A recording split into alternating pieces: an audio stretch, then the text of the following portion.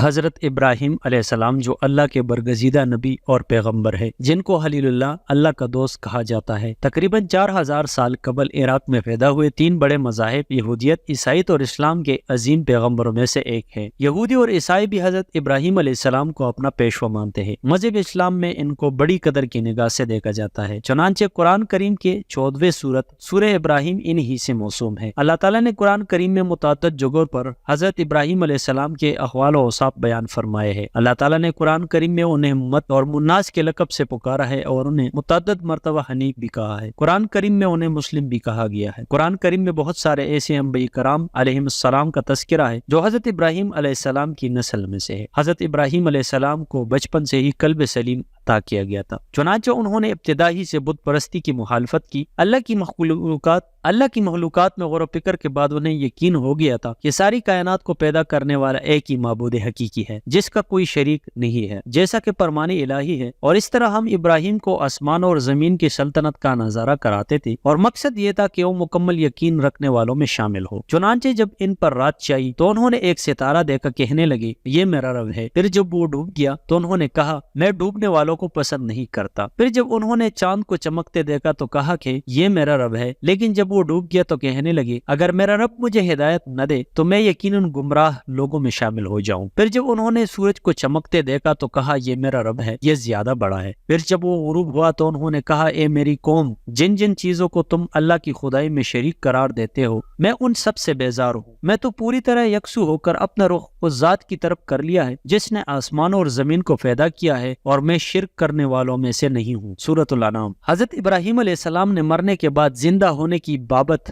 جب سمجھنا چاہا تو اللہ تعالیٰ نے پرندوں کی مثال کے ذریعے ان کو یہ راز سمجھایا، جیسے کہ اللہ تعالیٰ نے سورۃ البقرہ میں بیان فرمایا ہے، اور اس وقت کا تذکرہ سنو جب ابراہیم نے کہا تھا کہ میرے پروردگار مجھے دکھائیے کہ آپ مردوں کو کیسے زندہ کرتے ہیں۔ اللہ نے کہا کیا تمہیں یقین نہیں؟ کہنے لگے یقین کیوں نہ ہوتا، مگر یہ خواہش اس لیے کی ہے تاکہ میرے دل کو اطمینان حاصل ہو جائے۔ اللہ تعالیٰ نے کہا اچھا تو 4 پرندے لو اور انہیں اپنے سے مانوس کر لو، پھر ان کو ذبح کر کے ان کا ایک ایک حصہ ہر پہاڑی پر رکھ دو، پھر ان کو بلاؤ، وہ چاروں تمہارے پاس دوڑے چلے آئیں گے۔ سورۃ البقرہ۔ ان کا والد آزر مذہبی پیشوا تھا، بت بنا کر بیچا کرتا تھا۔ حضرت ابراہیم علیہ السلام نے زمانے طفولیت سے ہی بتوں کی عبادت کی مخالفت کی۔ حضرت ابراہیم علیہ السلام کھل کر بتوں کی مخالفت کے بعد ان کو قتل کرنے اور گھر سے نکالنے کی دھمکی دی گئی۔ حضرت ابراہیم علیہ السلام کا ایک عبادت گاہ میں گھس کر بڑے بت کے علاوہ تمام بتوں کے ٹکڑے ٹکڑے کرنے کا واقعہ پیش آیا، جس کا ذکر قرآن کریم میں ہے۔ چنانچہ ابراہیم ان کے بڑے بت کے سوا سارے بتوں کو ٹکڑے ٹکڑے کر دیا تاکہ وہ ان لوگوں کی طرف رجوع کرے۔ وہ کہنے لگے ہمارے خداؤں کے ساتھ یہ حرکت کس نے کی ہے، وہ کوئی بڑا ہی ظالم تھا۔ کچھ لوگوں نے کہا ہم نے ایک نوجوان کو سنا ہے کہ وہ ان بتوں کے بارے میں باتیں بنایا کرتا ہے، اسے ابراہیم کہتے ہیں۔ انہوں نے کہا تو پھر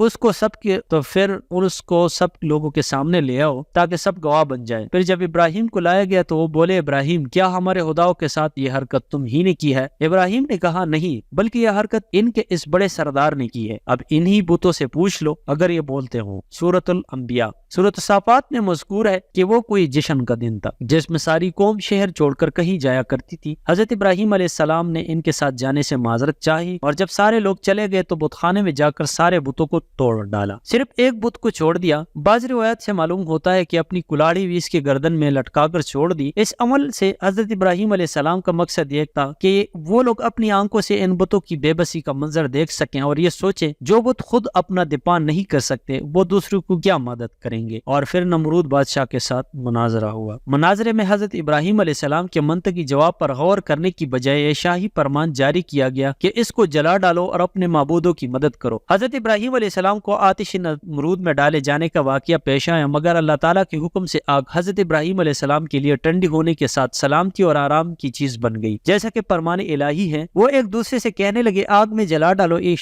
شخص کو اور اپنے خداؤں کی مدد کرو اگر تم میں کچھ کرنے کا دم ہم ہے۔ چنانچہ انہوں نے ابراہیم علیہ السلام کو آگ میں ڈال دیا اور ہم نے کہا اے آگ ٹھنڈی ہو جا اور ابراہیم کے لیے سلامتی بن جا۔ سورۃ الانبیاء۔ عرض یہ کہ اللہ تعالیٰ کے حکم سے وہ آگ حضرت ابراہیم علیہ السلام کو کچھ بھی نقصان نہ پہنچ جا سکی۔ اس قوم کی بدنصیبی کی حد یہ تھی کہ اتنا بڑا معجزہ دیکھنے کے باوجود ایک آدمی بھی ایمان نہیں لایا۔ چنانچہ حضرت ابراہیم علیہ السلام عراق چھوڑ کر ملک شام تشریف لے گئے اور وہاں سے فلسطین چلے گئے اور وہیں مستقل قیام فرما کر اسی کو دعوت کا مرکز بنایا۔ ایک مرتبہ حضرت ابراہیم علیہ السلام اپنی بیوی حضرت سارہ رضی اللہ عنہ کے ہمراہ مشرق تشریف لے گئے۔ وہاں کے بادشاہ نے حضرت ہاجر رضی اللہ عنہ کو حضرت ابراہیم علیہ السلام کی اہلیہ حضرت سارہ رضی اللہ عنہ کی خدمت کے لیے پیش کیا۔ اس وقت تک حضرت سارہ رضی اللہ عنہ کی کوئی اولاد نہیں ہوئی تھی۔ مصر سے حضرت ابراہیم علیہ السلام پھر وہ فلسطین واپس تشریف لائے۔ حضرت سارہ رضی اللہ عنہ نے ہاجر رضی اللہ عنہ کا نکاح حضرت ابراہیم علیہ السلام کے ساتھ کروا دیا۔ بڑھاپے میں حضرت ہاجر رضی اللہ تعالیٰ عنہ کے بطن سے حضرت اسماعیل علیہ السلام پیدا ہوئے۔ کچھ عرصہ بعد حضرت سارہ رضی اللہ عنہ کے بطن سے حضرت اسحاق علیہ السلام پیدا ہوئے۔ اللہ تعالیٰ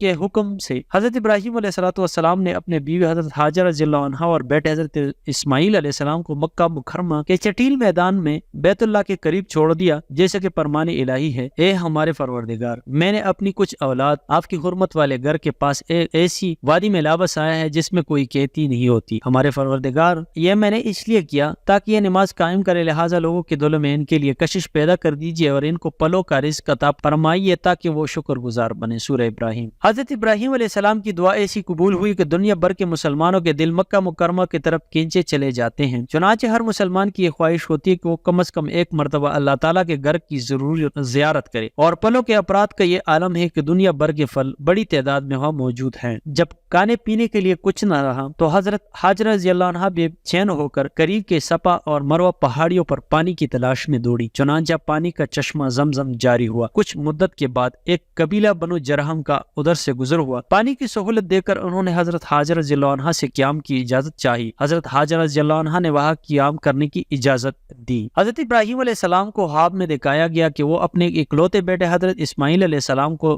ذبح کر رہے ہیں۔ نبی کا خواب سچا ہوا کرتا ہے۔ چنانچہ اللہ تعالیٰ کے اس حکم کی تکمیل کے لیے فوراً فلسطین سے مکہ مکرمہ پہنچ گئے، جیسا کہ سورۃ الصافات میں فرمان الہی ہے۔ پھر جب وہ لڑکا ابراہیم کے ساتھ چلنے پھرنے کے قابل ہو گیا تو انہوں نے کہا: بیٹے، میں خواب میں دیکھتا ہوں کہ تمہیں ذبح کر رہا ہوں، اب سوچ کر بتا تمہاری کیا رائے ہے۔ جب باپ نے بیٹے کو بتایا کہ اللہ تعالیٰ نے مجھے تمہیں ذبح کرنے کا حکم دیا ہے تو فرمانبردار بیٹے اسماعیل علیہ السلام کا جواب تھا: ابا جان، جو کچھ آپ کو حکم دیا جا رہا ہے اسے کر ڈالیے، انشاءاللہ آپ مجھے صبر کرنے والوں میں پائیں گے۔ سورۃ الصافات۔ اور پھر اللہ تعالیٰ کی رضا کے لیے حضرت ابراہیم علیہ السلام نے تاریخ انسانی کا وہ عظیم کارنامہ انجام دیا جس کا مشاہدہ نہ اس سے پہلے